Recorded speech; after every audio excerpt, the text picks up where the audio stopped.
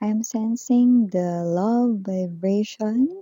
So whoever this energy is connecting sa inyo, it looks like this person here, no? Meron siya ritong feelings. I'm seeing a seed, no? So parang ito ay nag-uumpisa pa lang, nagsisimula pa lang, no? But I love it, no? Kasi seed yun. Ibig sabihin buto, no? Na itinanim. So ibig sabihin, ito ay magbubunga ng maganda, pinaghirapan, and yeah, real, totoo, 'di ba? Totoong feelings ito.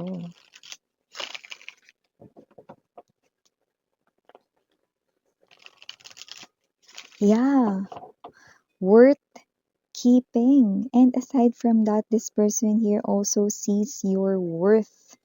Yan, oh. Actually, nakikita ko pa nga dito na pwede kanyang ituring na like a gem, a diamond, no? Iingatan ka niya, no? Wow! Taray!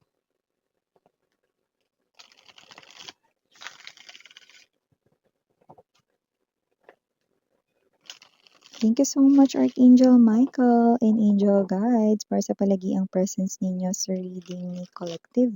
Can we get messages dito? More details, informations related to this one. Thank you so much.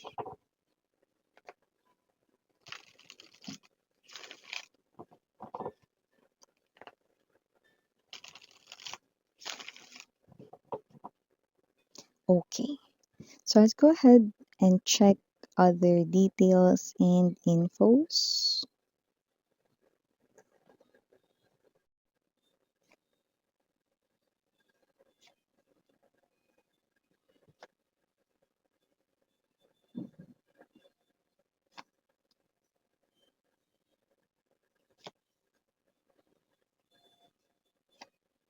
Oh, intriguing. We have the Knight of Cups or the Knight of Water in this deck. Seven of Earth, Eight of Fire, Four of Air. Nagiging exciting na yung mga pangyayari dito. Wheel, Ace of Water now. Bottom of the deck, we've got the Justice. Uy, ang ganda. Justice, Two of Water, and the Seven of Fire. So, from the looks of this is someone here, no, na gusto ka lang niyang tulungan dati, pero ngayon, mahal ka na niya. Yun, oh, taray. Ang haba ng hair mo, natapakan ko ata. Sa lahat ng gender dito, mga pababae, mga palalaki, LGBT, meron dito na at first gusto ka lang niyang tulungan, no? Pero ngayon, mahal ka na niya. Sa bago natin pag-usapan pa more ang reading ninyo, let me just make bate everyone first. Uy, napaisip, sino kaya yon? Yung iba may idea daw, yan o. So, mamaya na sabihin ko sa inyo ang iba pang mga informations, no? Hi pala sa ating mga new viewers, my name is Yan. Returning Eastern buyers, thank you po sa inyong walang sawang love and support. At kung hindi niyo pa alam, pa po tayo ni main channel ang The High Priestess. Ang link niyan down below sa ating description box. And thank you so much everyone. I appreciate each and everyone sa inyo. Thank you. And yun nga, wala po tayo ditong time period. Pwedeng tapos na. Sa iba pwedeng nangyayari na ngayon. Sa iba ay posibleng mangyayari pa lang. Kaya naman, just take only what resonates. But here, I do see vividly clear. Okay, we have here the King of Earth, no? Matulungin lang ba siya? Friendly lang ba siya? Uy, maganda yung kanyang kaperahan. Puwedeng katrabaho niyo rin ito. Puwedeng iba hindi niyo siya katrabaho pero meron siyang, energy na meron siyang permanente or stable na pinagkakakitaan, okey? Puwedeng marunong rin itong mag-ipon, masinop at alam kung paano i-manage ang kanyang pinansiyal. Simpleng tao lang siya sa lumalabas dito, maaasahan kahit yung iba sinasabi na maaasahan itong tao na 'to, helpful thoughtful, and approachable. So with the Ten of Fire energy, ikaw yung klase ng energy na maaaring may mga problema ka, may kinalaman sa pinansyal, pero yung iba puwedeng hindi naman may kinalaman sa pinansyal, okey, puwedeng kailangan mo ng advice sa pag-ibig or sa ibang problema mo, issues 'no, sa iyong connections with the family, may lumabas din gano'n dito or issues with friends, 'yan.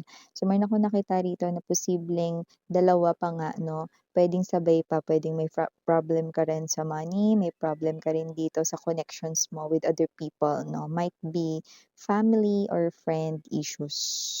Okey, mga concerns na gano'n 'no. So nakita ko dito 'no, that you are the type of energy na hindi naman sa mahina kang nilalang or whatsoever 'no, pero yeah, okey, mas maganda rin talaga yung nailalabas natin yung saloobin natin 'no, lalo na kapag meron tayong mga bagay na dinidibdib, may mga bagay tayong problema, maganda yung may nasasabihan din tayo. Sa tingin ko, nakakapag-share ka sa tao na ito, this person is appearing here as your friend or someone here who is always there. Maaasahan, no? Just one text away, one call away, this person will definitely attend to your need, no? To your needs pa nga. So nakita natin dito, no, that you are someone here who could possibly already swamp or drowned, okay, dito sa iyong mga situations, no? You have a lot on your plate. Balance is what you're seeking, and it looks like this person here, no, is definitely your savior, your hero, no? So, pwedeng mga binibigay niyang mga advice sa'yo, matitino talaga, anumang area yan ng problema mo, anumang problema mo, personal man yan or what, no? Pati rin sa pinansyal, maaasahan rin siya, no? So, lumalabas rito na this person here is someone who supports you. Okey, parang kaibigan gano'n 'no, or parang itong tao na 'to hindi ka na iba sa kanya 'no. May mga energies dito na puwedeng matagal ka na rin niyang kilala or whatsoever 'no, and nakikita ko rito na kamakailan dumaan ka 'no or dumanas ka rito ng mga problema 'no, na posibleng nagpayuko talaga sa'yo, nagpalugmok talaga sa'yo. Yung iba nakita ko umiyak talaga kayo rito, naluha kayo rito. Yung iba pinansyal, yung iba pa nga both pinansyal tapos concerned din sa ibang problems sa home, okey? Yung iba sa kamag-anak rito, yung iba naman dito sa kanilang mga kaibigan. Gano'n pa man, nakatagpo ka rito 'no ng comfort 'no or shelter like a home sa tao na ito 'no. But to you, 'yan, to you, this person is only just someone na kilala mo bilang matulungin siya, okey? Alam mo din 'yun kagaya ng sinasabi ng ibang tao, matulungin siya, mabait siya, this person here is maaasahan 'no. So, parang nakikita mo siya bilang isa sa mga genuine friends mo, sa soul tribe mo, sa community mo 'no. So, nakita ko dito na itong tao na 'to 'no, ay isa rin sa takbuhan mo rito kapag may problema ka or whatsoever 'no. So, nakita natin dito na at first, nakikita lang talaga niya kayo 'no, bilang someone na, kaibigan at tinutulungan niya kasi kaibigan niya kayo. Gusto niya kayong makaalis sa inyong situation 'no, na pinagdadaanan na mahirap. Okey, yung iba 'no, puwedeng may kinalaman dito sa mga utang, okey. May mga sharp words din tayong nakikita rito na yung parang kunwari 'no, dumating yung ano, "Hoy, kailan ka magbabayad ng utang mo, tagalan ng utang mo, inaagaw na." May mga 'pag gano'n, yung iba naman sinusumbat 'no, "Tinulungan kita nun, ngayon kailangan ko ng pera, ibalik mo na yung pera ko ngayon." Ayan 'no.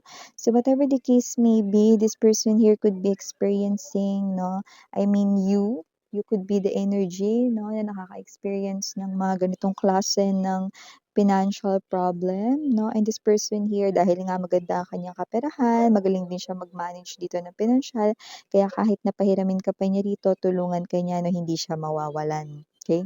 So kung sino man 'tong energy na 'to 'no, mag-iiba or nagsisimula ng mag-iba, okey ang kanya rito 'no, na pagtingin sa inyo. Mas maraming times kasi kayong magkakasama dito. So in other words, nakikita ko that with the Seven of Earth energy 'no, nagkaka-developan na rito ng feelings 'no. Feelings itong tao na 'to for you at nagtutuloy-tuloy na ito to the point na Okay, once na ma-feel niya ito 'no, iisipin niya na ito gabi-gabi, kung ano itong pagbabagong nangyayari sa kanya.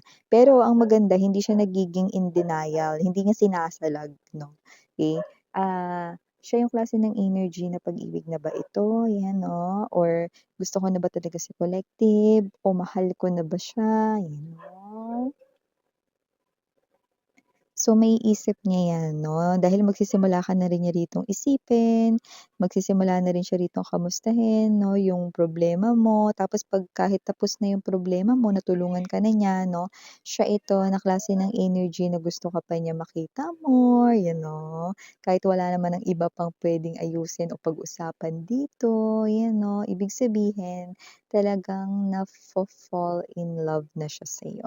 And nakikita natin that with the Knight of Water energy, this is something here as well na hindi rin niya rito naisip dahil nga ang tagal niya na kayong kilala. With the Seven of Earth energy, iba baka, dati niyo pa siya friend 'no, since nag-aaral pa kayo 'no, or baka dati niyo pa siya rito 'no, na nakakasama pero wala namang something romantic or what 'no.